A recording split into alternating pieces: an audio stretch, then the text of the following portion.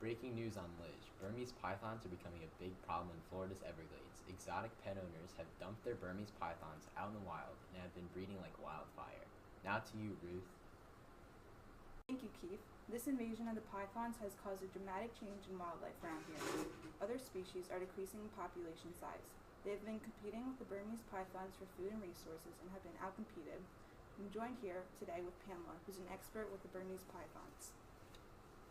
Yes, I am an expert in big snakes. The Burmese python can grow up to 23 feet long and can weigh up to 200 pounds.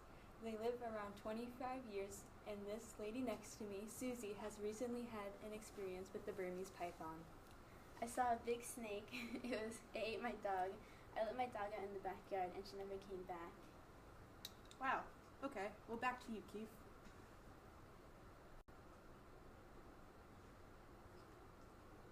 Wow, this is really crazy. That lady's dog got eaten by a python. Okay, time to learn about the origins of this big snake. Let's bring the story back over to the expert. These pythons, native to Southeast Asia, moved and invaded South Florida. They are mainly found in rainforests, woodlands, and river valleys. They are very dangerous to wildlife and are producing like maniacs. The females can produce 20 to 100 eggs depending on their size. What kind of animals are pythons hunting? Dogs. Wow, okay, that's sad. Wow, I didn't know they ate such big animals. Yes, they do. They eat rabbits, birds, raccoons, deer, bobcat, and even alligators. How do they hunt and find their prey? They use their sharp, pointed teeth to grasp their prey, and then they wrap their body around the prey tightly to kill. That's called constriction. I do not understand why the pythons are all here in Florida. I heard that the pythons like warm weather because it's easier for them to reproduce. That is correct.